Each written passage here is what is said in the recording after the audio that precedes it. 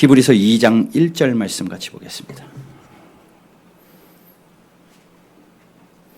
히브리서 2장 1절. 우리 같이 한 목소리로 봉독할게요. 히브리서 2장 1절입니다. 같이 읽습니다. 시작. 그러므로 우리는 들은 것에 더욱 유념함으로 우리가 흘러 떠내려가지 않도록 함이 마땅하니라. 아멘. 책 중에 이런 책이 있습니다. 한번 보여주십시오. PPT를. 내가 정말 알아야 할 모든 것은 유치원에서 배웠다. 책 제목이 너무 길어요. 이 책 제목을 보면서 유치원 안 나온 분들은 그러면 난 뭘 배웠나? 라고 하실 수 있지만 이 책에서 하고 싶은 말은 유치원에서 배웠던 가장 기본적인 일이 우리의 삶의 전체의 뼈대가 된다는 겁니다. 그러니 유치원의 교육을 중요시하는 것보다도 기본이 중요하다, 기초가 중요하다라는 것을 이야기하고 있어요. 이 책에서 이야기하는 것은 그겁니다. 남을 때리지 말고 사이좋게 지내라. 유치원 때 배우는데 평생 교훈이 된다라는 거죠. 내가 가지고 있는 것 혼자 욕심 부리지 말고 나누어 친구들하고 나누면서 살아라. 나눔에 대한 이야기도 유치원 때 배워서 몸으로 익히는 것이고, 공정하게 행동하고 공평하게 행동해라. 남의 것을 훔치지 말아라. 줄 서서 질서를 지켜라. 화장실에 다녀오면 손을 닦아라. 양치질을 잘해라. 화장실을 다녀오면 반드시 변기에 물을 내려라. 이런 것들은 다른 곳에서 배우는 것이 아니라 유치원에서 가장 생활의 기본이 되는 것을 배우는 겁니다. 이런 가장 기본적인 것들을 가지고 있을 때 우리가 어른이 되어서도요, 살면서 옳고 그름과 선과 악, 진실과 거짓의 문질에 부딪혔을 때 그것이 바로 그대로 적용된다라는 거예요. 이 책에서 이야기하는 것은 바로 그겁니다. 기초적인 것이 삶을 세워간다. 가장 기본적인 것이, 우리 그런 이야기 하잖아요. 저 사람은 기본이 안 됐어. 저 사람은 기본이 됐어. 기초적인 것을 우리의 삶의 중요성이 있다라는 것을 말씀하는 겁니다. 뭐 우리의 인생만 그렇습니까? 공부도 기초가 중요합니다. 기초를 잘 배워놔야 그 다음 단계를 배울 수 있어요. 수학의 덧셈 뺄셈을 할 줄 알아야 곱하기 나누기도 할 수 있는 겁니다. 영어의 ABCD 철자를 알아야 그 다음 단계의 것들을 배울 수 있는 것처럼 모든 공부에도 기초가 있는 겁니다. 운동도 마찬가지잖아요. 뭐 어려운 기술을 구사하기 전에 가장 기초적인 것들을 배웁니다. 기초적인 체력을 기르고 기초적인 훈련들을 합니다. 요리는 안 그런가요? 요리에도 기초가 있다고 하더라고요. 가장 기초적인 것. 국물 내는 것부터 기초를 알아야 그 다음 단계가 세워집니다. 모든 것이 기초가 제대로 되어 있어야 성장이 있는 법이라는 거죠. 기초가 튼튼해야 그 다음이 아름답게 세워져 간다라는 겁니다. 집도 기초 공사가 제대로 되어져 있지 않으면 부실 공사가 되어져서 무너져 버리고 만다라는 거죠. 기초가 제대로 되어 있지 않으면 무너지는 거죠. 뭐 그것뿐만입니까? 화장도 기초 화장이 잘 돼야 뜨지 않죠. 잘 먹고 기초가 그만큼 중요해요. 기초가 잘 돼야 무언가가 다음 단계가 이루어지는 거죠. 그만큼 기초가 중요하다는 겁니다. 우리 생활에도 기초가 있습니다. 기초 생활이라고 하고, 그건 우리는 초등학교 때 이미 배웠죠. 초등학교 3학년 사회 시간에 배웠습니다. 뭐냐면 의식주. 의식주라는 이 단어의 사전적인 의미는 사람이 살아가는데 가장 필요한 필수 요소 세 가지다. 기초적인 필수 요소 세 가지. 의 뭡니까? 입는 겁니다. 옷. 식 뭡니까? 먹는 겁니다. 주 뭡니까? 집 사는 겁니다. 이것이 충족되어야 사람이 가장 기초적인 기본 생활을 할 수 있다라는 겁니다. 그러니 우리의 삶이, 인생이라는 삶이요, 이 의식주라는 기초 생활이 탄탄해야만 평안한 삶이 된다라는 겁니다. 안전한 삶이 된다라는 거예요. 뭐 요즘에야 의식주 걱정 뭐 많이 하겠습니까? 우리나라도 이제 잘 사는 나라가 되어서 의식주 걱정하지 않고 어느 정도 평균 이상은 살아가고 있지만, 그래도 아직까지 세계를 돌아보면 그 의식주 문제 해결 때문에 또 멀리 가지 않아도 간혹 그 의식주 문제가 해결되지 않아서 극단적인 결정을 하는 일들이 우리 주변에도 있잖아요. 일가족이 극단적인 결정을 하는 것들도 종종 볼 때에 그 의식주가 얼마나 삶에 미치는 영향력이 강한지 생각해 볼 수 있습니다. 그런 생각을 해봤어요. 삶에도 그러한 의식주 꼭 필요한 요소가 있다면 신앙에도 의식주가 있지 않을까? 신앙에도 의식주가 있지 않을까? 무엇일까? 한번 생각해 보았습니다. 그래서 여러분들과 그걸 나누려고 그래요. 신앙의 가장 기초.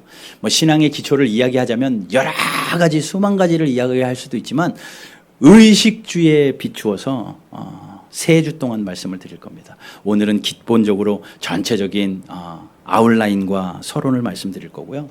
다음 주에 의, 그 다음 주에 식, 그 다음 주에 주 해가지고 4주 동안 이 말씀 시리즈를 진행하려고 합니다.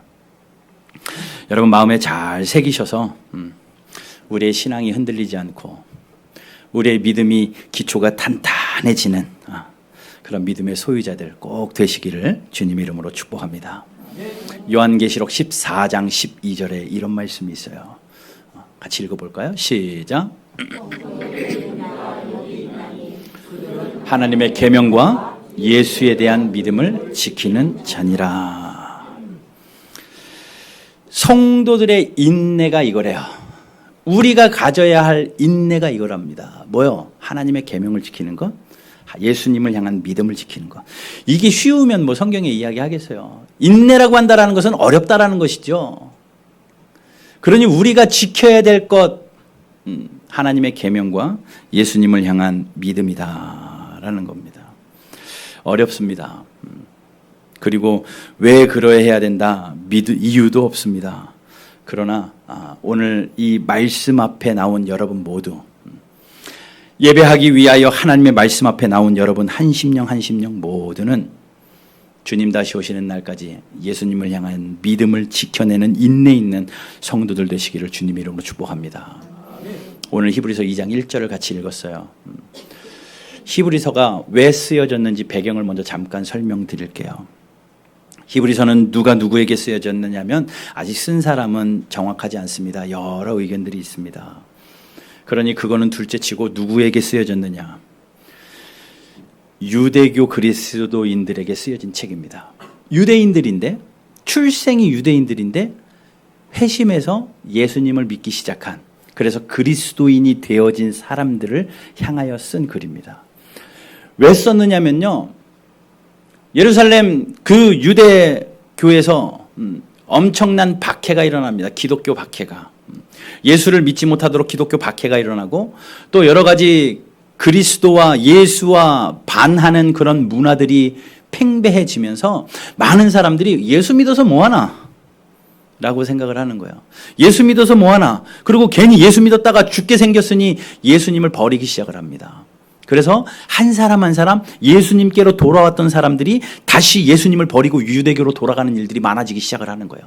점점 그 많아지는 가운데 오늘 히브리서 저자는 그 사람들에게 편지를 씁니다. 예수님이 얼마나 우월하신지, 예수님이 너희들이 생각하는 그 천사보다도 그 율법보다도 그 복음이 예수 그리스도가 얼마나 우월하고 얼마나 크신 분인지 이제 히브리서에서 쭉 설명해 나가는 거예요.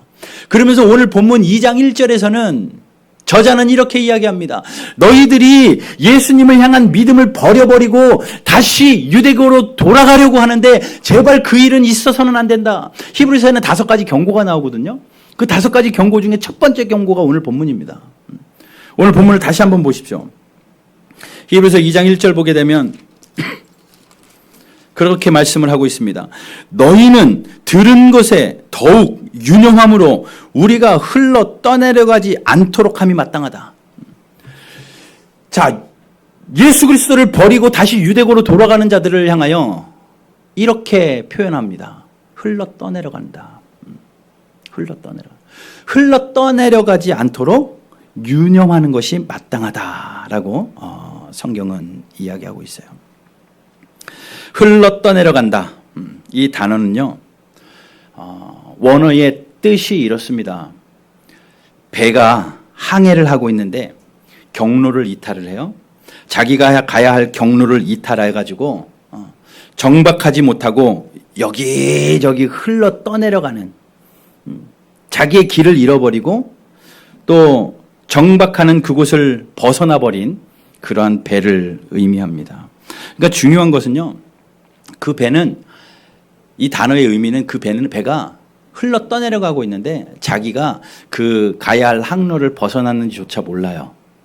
내가 지금 떠내려가고 있다라는 것조차 모르고 그저 흘러가고 있는 상태. 그것이 흘러 떠내려간다라는 겁니다. 그 일이 일어나고 있을 때는 모릅니다. 내가 지금 떠내려가고 있는지, 내가 지금 궤도를 벗어나고 있는지 몰라요. 그러나 나중에 가서야, 결론이 나고 나서야 명확히 드러나게 되는. 그러니 오늘 저자는 그리스도인이 되어진 자들이 예수 그리스도를 버리려고 하는 그 순간에, 지금은 아닌 것 같아도 마지막에는 반드시 드러날 것이니 유념하여 들은 것을 굳게 붙잡아서 흘러 떠내려가지 않도록 주의해라. 흘러 떠내려가지 않도록. 여러분, 지금은 많은 그리스도인들이 흘러 떠내려가는 시대입니다. 영적으로 굉장히 약해졌기 때문에 귀가 얇아져서 세상 풍조에 금방 흘러 떠내려갑니다. 그때같이 기독교를 박해하지는 않지만 우리 주변에 일어나는 기독교를 공격하는 수많은 사상들이, 철학들이 우리를 휘저어 놓아서 나도 모르는 사이에, 나는 예수를 믿는다고 하고 교회를 다닌다고 하는데 나도 모르는 사이에 점점 영적으로는 떠내려가고 있다라는 거죠. 떠내려가고 있다라는 겁니다. 이거는 굉장히 심각한 겁니다. 사랑하는 여러분, 지금 영적인 상태가, 신앙의 상태가 흘러 떠내려가도록 유도하는 일들이 우리 주변에 많이 일어나고 있는데, 나는 괜찮을 거야, 또는 이번 한 번쯤이야 괜찮을 거야, 이 일은 괜찮을 거야 라고 생각하면서 우리의 영적인 일에 유념하지 않으면 여러분, 우리는 저절로 떠내려갑니다. 정신 차리고 보면 멀리 떠내려가 있어요. 여러분, 그런 경험 있는지 모르시겠습니다. 바닷가에서 수영을 하는데 정신없이 물에서 놀아요. 머리를 쳐박고 재미있게 놀고 수영을 하고 놉니다. 그리고 딱 일어나 보니 자기가 출발했던 곳으로 너무 많이 온 거예요. 나는 그 안에서 논 것 같은데 엄마도 보이지 않고 아빠도 보이지 않을 만큼 멀리 떨어져 버렸어서 깜짝 놀랐던 그런 경험이 저는 있습니다. 우리 신앙이 그래요. 내가 교회 안에 있는 것 같고 신앙생활 하는 것 같은데 유념하지 않으면요, 정신 차리지 않으면요, 우리는 나도 모르는 사이에 떠내려가 버린다라는 겁니다. 세상이 가만히 두지 않아요. 이 세상이 얼마나 악하고 더러운데요. 또 그뿐만 아니라 우리가 얼마나 추합니까? 죄악으로 물들어져 있는 부패한 우리를 감안한다면 우리는 자연히 영적으로 둔감해지고 무감각해져서 점점 이 악한 세대의 거짓말들을 믿게 되는 사람들이 되고 맙니다. 그러니 하나님이 제공하시는 영적인 자원들에 우리가 모든 신경을 써서 하나님의 말씀에 유념하지 않는다면 여러분, 우리의 마음은 탐욕과 교만과 또 허망과 허욕과 호색 등 물들어버리기 쉽상인 모습이 우리예요. 그러니 흘러 떠내려가지 않도록 유념해야 합니다. 히브리서 저자는 그렇게 흘러 떠내려가는 성도를 향하여 썼다면 우리도 그럴 수 있죠. 우리도 그럴 수 있죠. 내가 떠내려가지 않는다고 자신하고 있어도 나도 모르는 사이에 떠내려가 버리는 우리이기 때문에 우리는 힘써서 지켜야 됩니다. 떠내려가는 것은요, 자연스럽게 나도 모르게 떠내려가지만 그 길을 지키는 것은요, 힘들어요. 애쓰지 않고는, 노력하지 않고는 그 길을 지켜낼 수 없습니다. 신앙생활하는 거요, 아무 생각 없이 흘러 떠내려가듯이 하면 정말 쉬운 거지만 유념하여서 예수 그리스도를 닮기 위하여 힘쓰고 했으면 정말 어려운 겁니다. 그래서 베드로는 그렇게 이야기해요. 베드로후서 1장 10절에서 그렇게 이야기합니다. 더욱 힘써 너희 부르심과 택하심을 굳게 하라. 힘써서 부르심과 택하심을 굳게 해라. 대충 신앙생활 하려고 하지 말고 굳게 해라. 떠내려가는 것은 저절로 떠내려가지만 반대로 생각하면 그 항로를 유지한다는 것, 노력하지 않으면 안 된다는 겁니다. 성경은 이걸 요구하는 거예요. 저절로 되지 않는 것이기 때문에 노력해서 힘써서 지켜라. 사도 바울은 이야기하죠. 우리 신앙생활을 경주에 비교하고 전투에 비교를 합니다. 그러면서 그는 이야기합니다. 나는 힘써 달려간다. 나는 힘써 따라간다. 나는 힘쓰노라 싸우노라 이런 단어들을 쓰면서 그가 신앙생활을 했던 것을 우리는 기억하고 있습니다. 그러니 여러분, 우리가 하나님 안에서 신앙생활하는 저와 여러분들이 힘쓰고 애써서 흘러 떠내려가지 않도록 우리의 신앙을 지키는 저와 여러분들 되기를 주님의 이름으로 축복합니다. 그러기 위해서는 기본이 중요하다고요. 그러기 위해서는 흘러 떠내려가지 않기 위해서는 가장 중요한 기본적인 사상이 필요하다고요. 책을 읽다가 이러한 글귀를 봤습니다. 제가 그대로 읽어드릴게요. 저는 수고 없는 영적 소득은 없다는 저의 신념을 선언하기를 조금도 주저하지 않습니다. 저는 신자가 성경 읽기와 기도, 주일 예배에 노력을 기울이지 않고 상당한 거룩을 이루기를 기대하느니 차라리 밭에 씨를 뿌리는 것으로 만족하고 추수할 때까지 전혀 돌보지 않는 농부가 농사에 성공하기를 바라는 것이 더 낫겠습니다. 무슨 이야기입니까? 성도로 살아가기 위하여 아무 생각 없이 살아가는 것은 그냥 농부가 씨 뿌려놓고 아무 생각 없이 지나다가 가을 돼서 와서 거두려고 한다라는, 그거랑 똑같다. 그거 이상이라는 거죠. 안 된다는 겁니다. 그냥 놔두면 안 된다는 겁니다. 우리의 신앙은 잘 가꾸어져야 돼요. 신경 써야 됩니다. 유념해야 됩니다. 밭을 가꿔보신 분들 알죠? 하루 이틀 신경 쓰면 뭔가 조금 나는 것 같아도 신경 안 쓰면요, 금방 잡초들로 말라 삐뚤어지고 버릴 수밖에 없어요. 우리 집사님 몇 분이 옥상에다가 상추랑 이렇게 몇 개 심어놨거든요. 네? 심어놨어요. 그런데 제가 처음에는 새벽 예배 끝나고 물도 주고 했는데 깜빡깜빡 잊어버려요. 그게 몸이 안 배워서 깜빡깜빡 잊어버려가지고 까마득하게 잊어버리고 몇 날 며칠 지나고 한 달도 다 지난 것 같아요. 더워서 옥상에 이렇게 올라갔더니 걔네들이 키가 이만큼 자랐는데 상추는 하나도 안 보이고요. 듣도 보도 못한 풀들이 그냥 가득 자라고 벌레 투성이에 거미에 못 쓰겠더라고요. 다 망했습니다. 뿌려놓고 가만히 놔두면 그렇게 되더라고요. 여러분, 예수 그리스도의 복음이 우리 마음에 심기어졌다고 가만히 놔두면 절대 자라지 않습니다. 유념해래요. 성경. 흘러 떠내려가지 않도록 유념해라. 노력해라. 애써라. 여러분, 힘쓰고 애쓰는 저와 여러분들 주시면 주님의 이름으로 축복합니다.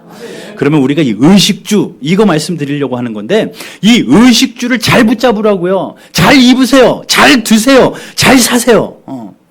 이것만 잘해도, 우리 삶의 기본 요소만 해도 평범 이상으로 살 수 있는데, 우리 신앙생활의 의식주가 무엇인지 정확하게 알아서 그 의식주대로 살아가는 저와 여러분들 되시기를 주님의 이름으로 축복합니다. 오늘은 의식주가 무엇인지 개념만 간단하게 설명드리고 다음 주부터 하나씩 좀 깊이 생각해 볼 거예요. 아웃라인입니다. 옷입니다. 뭐겠습니까? 옷을 입는 거예요. 고민합니다. 신앙의 기본에 대해서 막 묵상을 해요, 제가. 그리고 생각이 떠올랐습니다. 그래, 삶에도 기본이 의식주면 신앙에도 의식주가 있겠지. 그럼 하나님이 우리에게 무슨 옷을 입혀주셨을까? 성경을 뒤지고 또 그동안 읽었던 말씀들을 상상하면서 찾아냅니다. 그러다가 몇 가지를 찾았어요. 하나님이 이런 옷을 입혀주셨구나. 하나님이 천지를 창조하시고 아담과 하와를 창조하십니다. 그들이 죄를 짓죠. 선악과를 따먹어 죄를 짓습니다. 죄를 짓자마자 그들이 깨달았던 것이 뭐냐면요, 자기가 벌거벗었던 것이 채 경험되는 거예요. 부끄러워요. 그래서 나무 뒤에 숨습니다. 하나님이 동산에서 부르십니다. 아담아 내가 어디 있느냐. 아담이 이야기합니다. 내가 벗어서 두려워서 숨었습니다. 하나님이 그 아담을 부르셔서 제일 먼저 뭘 하시는 줄 알아요? 창세기 3장 21절 같이 읽겠습니다. 창세기 3장 21절 시작. 여호와 하나님이 아담과 그의 아내를 위하여 가죽 옷을 지어 입히니라. 하나님이 가장 먼저 아담과 하와 죄짓고 하나님 앞에 벌거벗은 그들에게 제일 먼저 뭘 했냐면요, 가죽 옷을 입혀주셨대요. 이 가죽 옷이 무엇을 의미할까? 지금 얘기하면 다음 주에 할 말이 없으니까 다음 주에 와서 들으십시오. 다음 주에 전부 다 가죽 옷 입고 하나님께서 가죽 옷을 지어 입혀주셨어요. 하나님의 사람들에게. 그럼 가죽 옷을 입은 성도는 무엇인가? 이거에 대해서 또 다음 주에 말씀을 나눌 것이고, 또 한 가지 옷을 주셨는데 이사야 61장 3절입니다.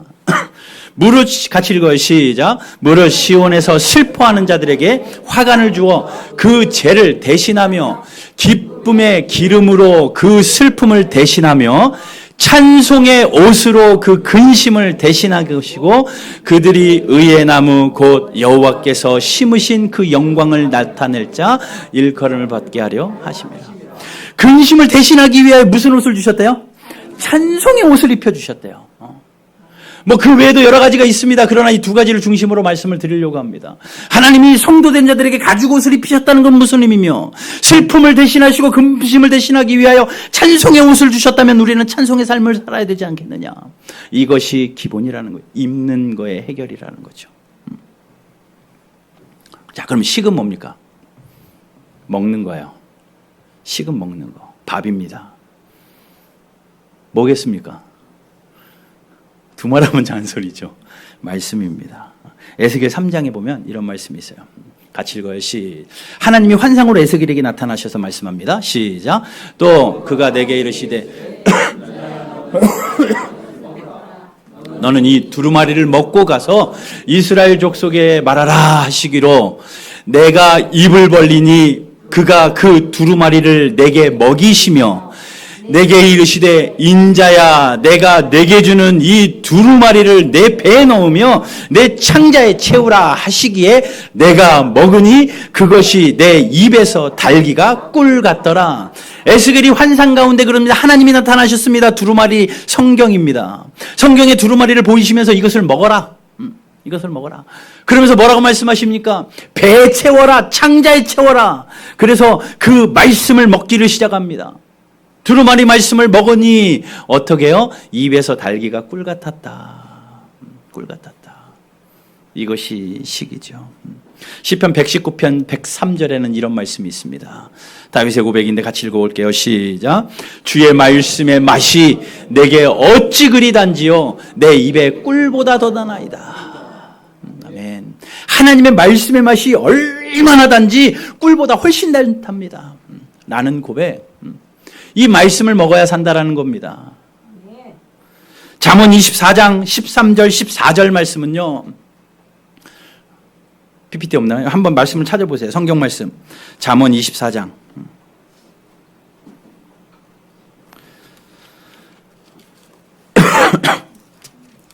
잠언 24장 13절과 14절 말씀. 제가 읽어보겠습니다. 24장 13절 14절. 내 아들아 꿀을 먹으라. 이것이 좋으니라. 송이꿀을 먹으라. 이것이 내 입에 다니라. 지혜가 내 영혼에게 이와 같은 줄을 알라. 이것을 얻으면 정령이 내 장래가 있겠고 내 소망이 끊어지지 아니하리라.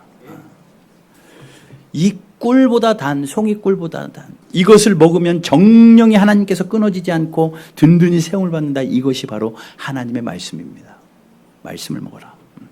그러니 성도의 식은 말씀입니다. 그러니 가죽 옷을 입고 찬송의 옷을 입고 하나님의 말씀을 먹어야 성도는 기본적인 생활을 할 수 있다는 거죠. 그 다음에 주는 뭡니까? 살고 있는 집이고 앞으로 살아야 할 집입니다. 우리의 삶의 터전이죠. 그러고 보면 우리는 이 땅에서 살고 있는 집이 있고 또 죽어서 살게 된 집이 있습니다. 고린도후서 5장 1절 말씀을 한번 볼게요. 같이 읽어봅시다. 시작. 만일 땅에 있는 우리의 장막집이 무너지면 하나님께서 지으신 집, 곧 손으로 지으신 것이 아니요 하늘에 있는 영원한 집이 우리에게 있는 줄 아느니라.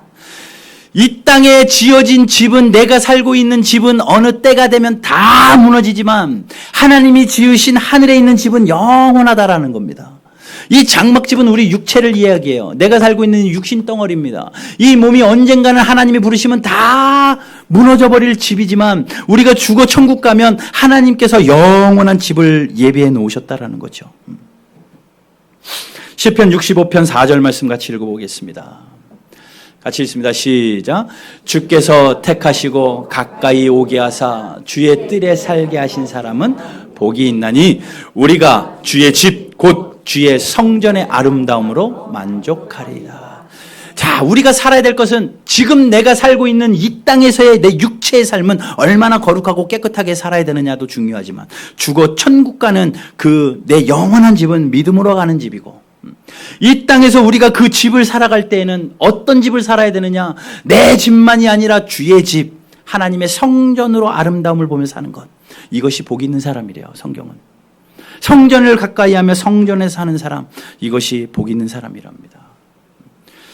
그 다음 구절 보여주십시오. 시편 27편 4절 말씀입니다. 같이 읽겠습니다. 시작. 그것을 구하리니 곧 내가 평생의 여호와의 집에 살면서 여호와의 아름다움을 바라보며 그의 성전에서 사모하는 것이라. 자기가 바라는 것은 한 가지래. 내가 집에 사는 것인데 내가 하나님의 집에 평생 사는 것입니다. 여호와의 집에 평생이 살면서 하나님의 아름다움을 보며 그 성전에서 사모하는 그 삶, 그것이 내 소원이고 내 바라는 한 가지입니다. 시편의 기자의 고백. 그러니 우리가 살아야 될 것은 분명합니다.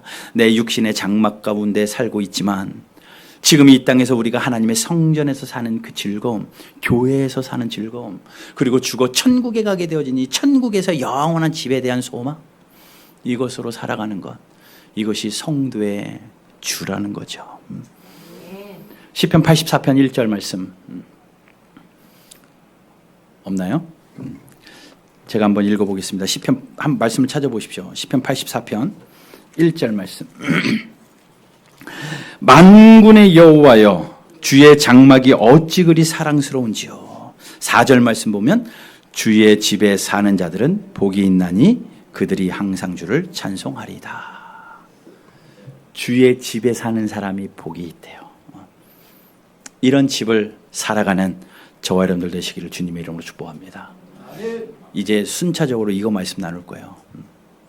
의식주, 가죽옷과 찬송의 옷, 또 하나님의 말씀을 먹는 것, 또 주의 집에 사는 것, 영원한 천국의 소망, 이것에 대한 이야기를 우리가 3주 동안 나눌 것인데 여러분 기대를 가지고 하나님의 말씀 앞에 모이시기를 주님의 이름으로 축복합니다.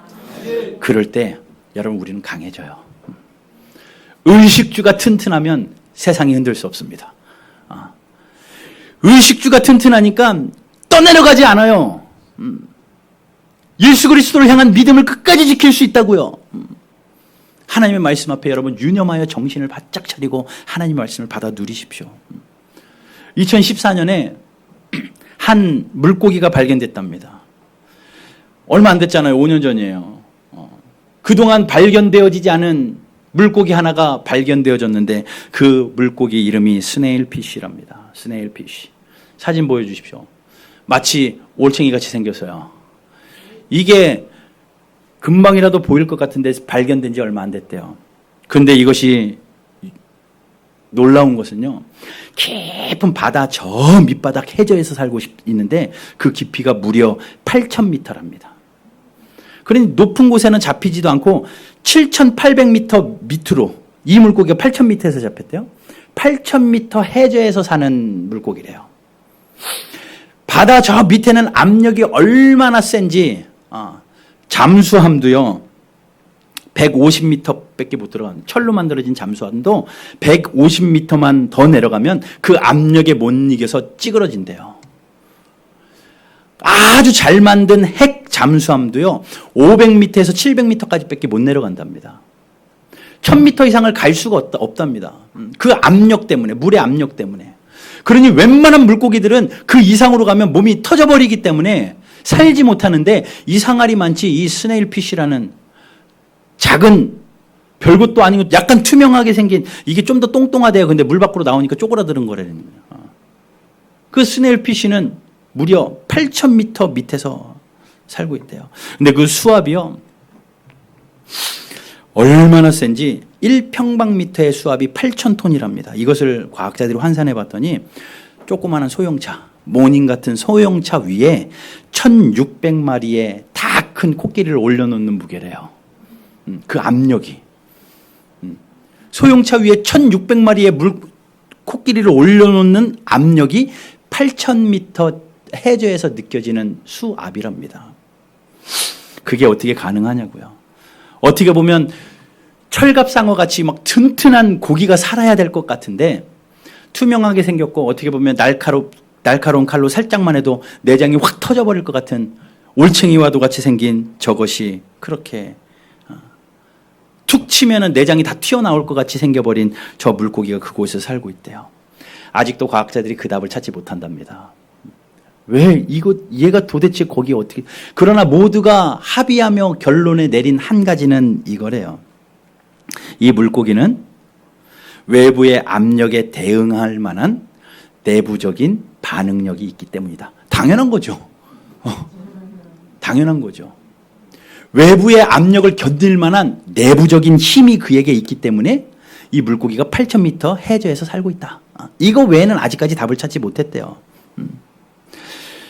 이 이야기를 들으면서요. 우리 그리스도인들이 그렇다라는 겁니다. 여러분 얼마나 압력이 많습니까? 세상에서 그리스도인을 사는 압력이 뭐 8,000톤 이상이지 않겠습니까? 경제적인 압박이 얼마나 대단합니까? 세상의 문화가 우리를 얼마나 압박합니까? 우리 가운데 일어나는 일들이 우리를 얼마나 압박합니까? 숨도 쉬지 못할 만큼 우리를 압박하지 않습니까? 육체의 연약함은 또 어떻습니까? 병이 우리를 압박합니다. 내가 해야 하는 일들이 얽히고 설켜가지고 엉망진창이 되어서 그 일 때문에 한숨 나는 압박감이 얼마나 대단합니까? 그 압박들이 세상으로 보는 압박들이 우리를 터지게 만들어버리고 으스러버리게 만드는 충분한 그러한 힘들이라는 거예요. 경제적으로 파산하기도 하고 평생 회복할 수 없는 장애를 입기도 하고 마른 하늘의 날벼락 같은 사고나 재난을 당하기도 합니다. 인정하든 안 하든 우리는 이런 압력 속에 살아가요. 우리는 이런 압력 속에 살아갑니다. 압력이 사라질 것이다. 압력이 없는 삶이 될 것이다. 라는 것은 부질없는 생각입니다. 그러니 우리가 해야 될 것은요. 이 압력을 이겨낼 대응력을 키우는 것밖에 없어요. 이 스네일피쉬가 가지고 있는 이 대응력 우리에게 있어야만 한다라는 겁니다. 내적인 힘을 키워야죠. 자신 있게 말씀드립니다. 우리가 그 세상으로부터 터지지 않고 압력으로부터 견딜 수 있는 세상의 풍조에 떠내려가지 않고 우리가 굳건하게 닻을 내릴 수 있는 압력에 견딜 수 있는 힘은 바로 이 의식주. 가장 기본적인 신앙의 원리에 있다라고 확신하고 이 말씀을 나누려고 합니다. 여러분 이 말씀 가운데 매 시간 은혜를 받으시고 그때마다 하나님 앞에 반응해서 우리가 하나님 앞에 넉넉히 세상을 이기며 하나님께 영광 돌리는 아름다운 그리스도인들로 살아가는 저와 여러분들 되시기를 주님의 이름으로 축복합니다.